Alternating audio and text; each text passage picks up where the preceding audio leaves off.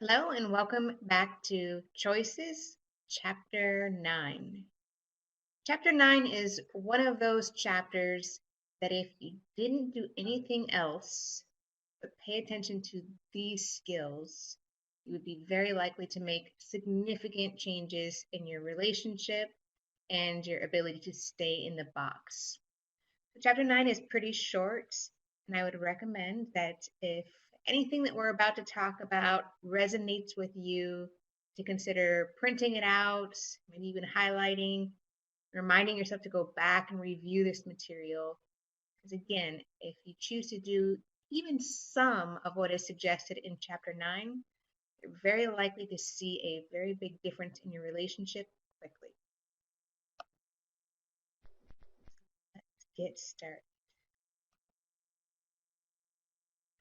Take a minute to review where we've been by checking out the box. So where we started was just going over the different stages of relationship conflict and what happens in the box from the time things are going pretty well to a problem being introduced and there being tension, which is something that is usually felt long before it's expressed. And then the problem being addressed in the form of maybe some arguing back and forth, hopefully the arguments resulting in problem solving, actually addressing the issue, and going back into the okay zone. What we're working to do is to stay inside of the box and avoid this escalating into verbal abuse and domestic violence. So some of the skills that we've talked about include using timeouts. So over here in the tension to argument phase, start to feel some of those physical cues or pay attention to your thoughts and recognize when thoughts are becoming escalated or risky, and notice feelings such as anger, frustration that's building and intensifying. Those are the times to call a timeout before things escalate and somebody steps out of the box. The purpose of the timeout is simply to allow some time and space to allow this kind of natural process to de escalate. So, when that emotional flooding, that primal panic that can kick up when there is a threat to the relationship takes place, just simply allowing distance and time for the body and the mind to resume normal functioning and for that higher level critical thinking skills to kick back in and then resume into problem solving. The other set of skills that we've talked about extensively are being able to monitor your thoughts and understanding that there's a relationship between what we're saying to ourselves, our physical reactions and feelings, and how all of that relates to our actions. So if you're able to catch some of these thoughts, replace them with more balanced and reasonable thinking, you're much more likely to stay in this side of the equation and remain inside the box. The last skill that we talked about was paying attention to our beliefs, beliefs about ourselves, other people, and the world, and modifying those beliefs so they're a little more reasonable and grounded. And that in turn affects how we think and behave. So now that we have some pretty good skills in staying inside the box, we're going to be talking about what do you do once you actually arrive at problem solving? How do you actually address the issue effectively so that you can get back to the okay zone? And remember, if you go this route and land back at okay, the relationship is actually even stronger than it was before the problem because you've demonstrated the ability to work as a team and address issues that inevitably come up. So there's more confidence in the relationship and more trust in each other. So today we're going to talk about arriving at problem solving and effective ways to address problems. Dr. Adams spends chapter 9, discussing some potential ways that interfere with problem solving. And when these things happen, are another way to possibly escalate conflict and step outside of the box. We're going to talk about identifying what he calls the 3 bandits and some skills that you can use to overcome them. Before that, I want to spend just a moment discussing a pretty common phenomenon that happens in the military, also happens in law enforcement, happens when people are in management positions at home, at work, which is making sure that you have the ability to have an identity at work that is separate from the identity at home. And if you have a separate identity at work and a separate one at home, the idea is that you approach problem solving differently. So one very common pattern that people get into is that they are very effective in their role at work and handling issues at work, and they try to carry over their same skill sets at home, only to find that it's not as effective, and in fact, it can escalate issues. Understand that problem solving at work is very different than problem solving at home. At work, there is a hierarchy. When an issue is identified, somebody gives an order, somebody else takes the order, executes the order, and the issue is resolved. It doesn't translate well at home. And in fact, if you reflect on this, if you've ever heard your spouse say something about, "You're treating me like I work for you," that should be an indicator to you that you may be trying to use the same work skills in home settings, and perhaps it's time to adjust how you're approaching problems. So the ability to switch roles, to be flexible between these 2 settings is really very, very key.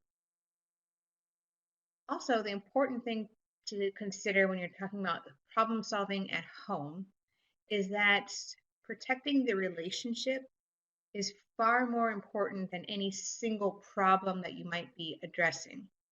We're going to discuss some ways that no matter what the problem is, stay mindful of the fact that the relationship itself and staying on the same team, working together actually as partners, that supersedes any issue that you might be addressing. So getting back to what Dr. Adams calls the 3 bandits, the first of these is blaming. It's a pretty natural tendency when there is conflict to want to assign blame to someone else. Blaming is very likely to cause people to become adversaries, not partners. It doesn't resolve the problem. So even if you effectively assign blame, and you're right, the other person is more responsible than you, in the end, you've assigned responsibility for the problem, but the issue still exists. Only now, instead of being partners in addressing the issue, you've become adversaries. So imagine a young couple that is living together, and the gentleman's mother is coming for a visit. All of a sudden, they look around the house and realize that it's a disaster. And he starts in with blaming his girlfriend for the mess, saying that she didn't put away her laundry, the dishes haven't been done, this is her fault because he was at work, she had time to do this. She responds by saying that his clothes are all over the floor, he hasn't cleaned the bathroom, the shower curtain still hasn't been put up, and they just keep going like this. You did this. No, you did this. They can keep going and going and going, but in the end, even if he's right, even if she is more responsible for the mess, even if not only her clothes are out, but her makeup's all over the bathroom, even if it's her fault, the issue still remains. His mom's on his way there, his place is a wreck, and now they're in a fight. Not only did things not get cleaned up, but they have a new problem to address, which is the way they've been talking to each other, blaming. The solution to this is to acknowledge the problem. The problem becomes the focus, not each other, and to use teamwork and cooperation to solve it. So remaining on the same team to attack the problem and not each other. The second bandit Dr. Adams identifies is bossy or controlling behavior. What he says is that if you come across as bossy or controlling, there is a natural tendency to resist. This means that even if your idea, your solution, your direction for what should happen makes sense, even if it's right, even if it's brilliant, the likelihood is that the other person will resist the direction because of how it's delivered. On the far end of the extreme, in a very controlling relationship where this dynamic has been in place for a long, long time, bossy or controlling behavior can be effective in making somebody do what you want them to do. It's effective because it's not worth resisting. It's not worth having a fight, not worth escalation or even future abuse. So out of fear of how somebody may respond, you may be successful in getting compliance. The question you have to ask yourself is the compliance worth it? Because there's a trade-off. Somebody's doing something just because they fear your reaction. The likely compromise to that is that they don't trust you, feel close to you, feel comfortable with you, and there is a huge deficit to the actual relationship. So is compliance worth it? The solution to this is to approach problems through negotiation and compromise.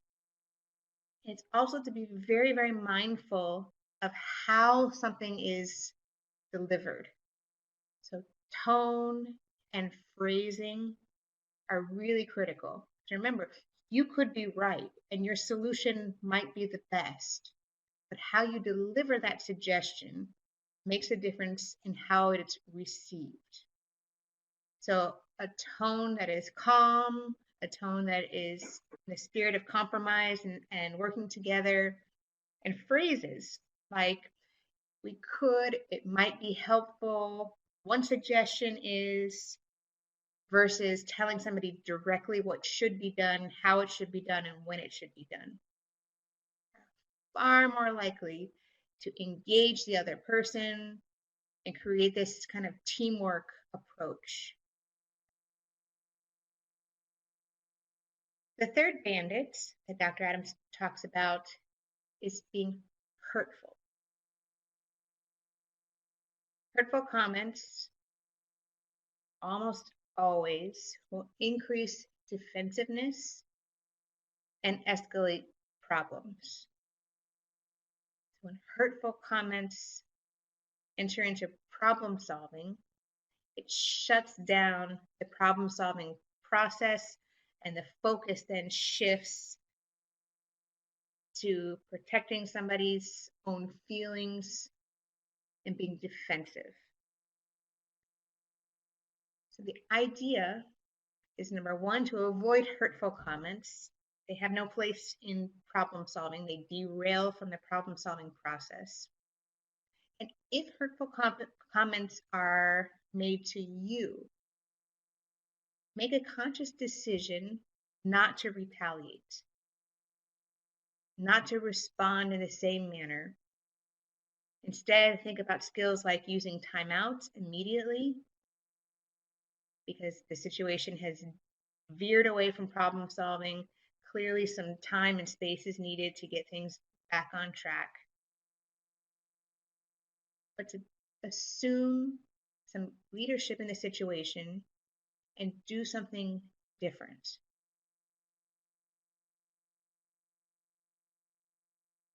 Let's talk about leadership.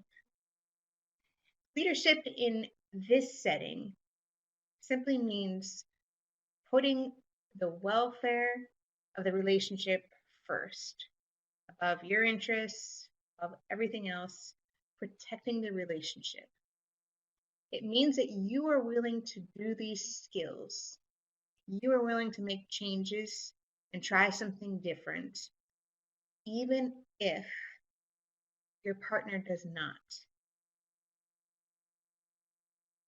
You are willing to lead by example. It doesn't mean forcing your partner to do anything. It means you making a decision that for yourself, this is a set of skills that you want to implement. What that does, even if only one person starts out with these kinds of skills and changes, inevitably is that changes the dynamic. Because the dynamic that you used to have relies on both of you engaging in this kind of behavior. Blaming, bossy, hurtful, comes on from both ends. If even one of you is willing to make some changes, adopt some of these skills, by default, it changes the dynamic, kind of like a math equation. If you change x on one side of the equation, inevitably, you'll get a different answer. If you choose to make these changes, it will change how your partner responds. Kind of like in a dance. Two people are dancing, they're dancing quickly, and one partner slows down. It's possible that the other partner will continue dancing at the same speed, but the natural tendency is to follow the pace and eventually slow down as well. You are responding to situations in a leadership way through compromise and negotiation, by investing in the other person's opinion, working together to create mutual solutions. If you are avoiding behavior like being bossy, hurtful, it will inevitably spark some change in the other person. It's very, very difficult to keep that behavior going when you're the only one doing it. Become a leader in the relationship. Try this out. See what happens. So the question comes up, well, what do I do if I'm doing all of this and I feel blamed? The answer, if your partner is blaming you, is to listen. Take some responsibility. He or she might have a point. This is very difficult to do because the natural tendency is to want to be defensive, to counter blame. The skill is just to listen and don't blame back. If there are some reasonable points that are made, be willing to make some reasonable changes. What do I do if I'm being controlled, if my partner is continuing to use bossy, controlling behavior? The answer is to address the controlling behavior, but stay focused on problem solving. Try to understand your partner's concerns. And from there, if you understand them, negotiate and make compromise.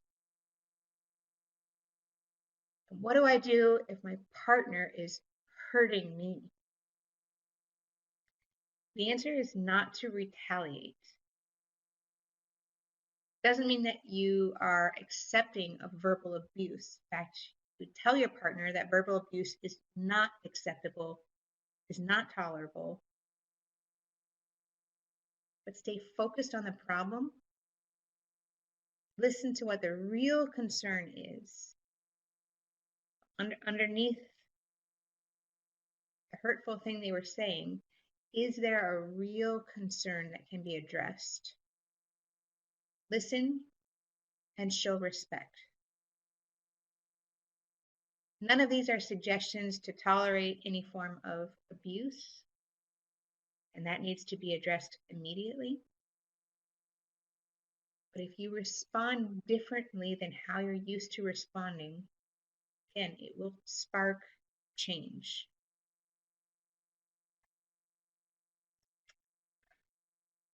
All right, short and sweet. Those are the skills. And let's talk about homework. First one is a doozy.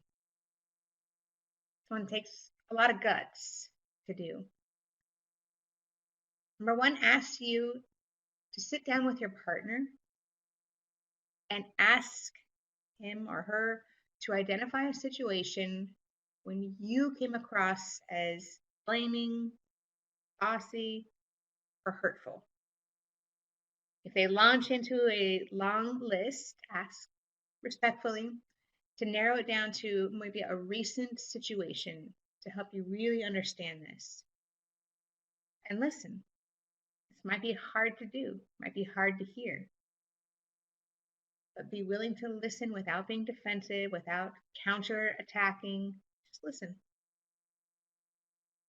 If you're in a situation where it's not possible to do this, imagine asking your partner, your former partner, about a situation where you came across as blaming, bossy, or hurtful, and write down what you think their response would be. Number two, so using the suggestions that we just covered, how would you change your approach to this situation? Either that your partner identified or that you imagine that he or she would have identified. How would you do it differently? And number three, according to Dr. Adams, how do partners feel when they are controlled? And how are they likely to react?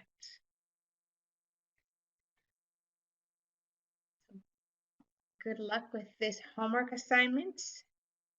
And you get bonus points if you actually do sit down with your partner and have this conversation. Part of the skill is just being able to practice what this is like, sitting and listening without reacting and just taking information in and being willing to do something constructive